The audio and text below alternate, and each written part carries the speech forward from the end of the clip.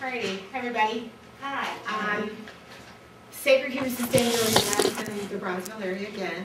One of our most successful initiatives that we have right now is called the Bronzeville Monarch Network Initiative. And that is an initiative to partner schoolyards and community gardens in a monarch habitat initiative.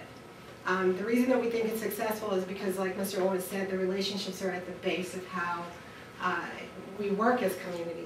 When we have the right people caring about the right thing, then we are able to build this synergy around one idea. And that's the idea that ecology means just as much to a community as agriculture. So how can we position the community to really start caring about species conservation and concepts around participatory urban ecology, as opposed to just being singularly focused on one particular issue? How can we look at the community as an ecosystem?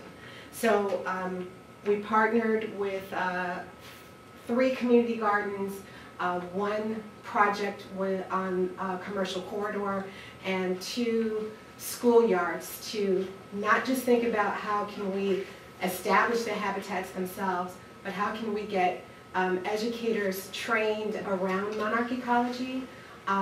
So we put 10 formal and informal teachers together to, and I'm sorry I don't have a presentation, but my computer crashed this afternoon, so I'm very sad. But we put these teachers together to go through an intensive coursework with University of Minnesota Extension to learn about monarch ecology and learn about the importance of why we need to be planting milkweed and species conservation, etc. And also brought youth into the model so that they can also learn about monarch ecology. And one of the things that we did this summer that was really fun with our youth is we had an 8-week teen internship program where the youth actually studied the migratory history of the African American community in Bronzeville, and they studied the migratory history of the monarch butterfly. Because when you're talking about monarch ecology and these sorts of concepts to an urban community, you need to frame it in a way that makes it relevant to them. So we had them actually learn a lot about placemaking, the history and development of how Bronzeville came to be from that historical perspective, learn about that monarch migratory route, and actually look at maps of the migration of the African American community from the south to the north, and notice that a lot of those migratory routes were exactly the same. And what they had to do as a culminating project is figure out how they would visually present those 2 ideas to the community, so as a public art project. So they created these beautiful totems, which I could show you, these beautiful totems on 47th and King Drive, and put these large planter boxes around them, which will function in the spring as the actual monarch habitat. There were a lot of youth involved in the art making as well as the creation of the boxes and placing them, and they're coming back this summer. A lot of teachers were involved in the project. A lot of community members, all those gardeners and all those people that we put through that original training were all partnered with the youth over the 8 weeks to be with them and help them develop these concepts.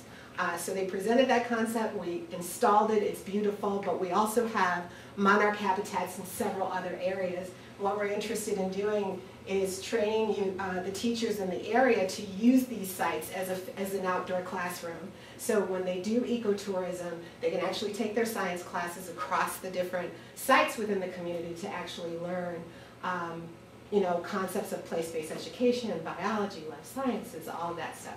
So we're really excited about it. This summer we are expanding into the Burnham Wildlife Corridor, which is awesome. We get to plant milkweed in this large initiative where last year Johnny's organization and my organization did a lot of outreach in getting the trees planted in the corridor, and this year we get to actually plant milkweed and work with different organizations like CSLN and work with different community organizations and different schools to bring them out. Because we really believe that if the teachers are engaged and the youth are engaged, then everything else will just fall into place. And if it's youth-driven, the way we really believe the model should be, then no one can deny kids smart. Everyone likes to see a kid in the room knowing more than them and teaching them and teaching us. So we're really excited about the project and where it's going from here, and plan to use our outreach in these areas as a way to engage people around in the community around smart grid technology.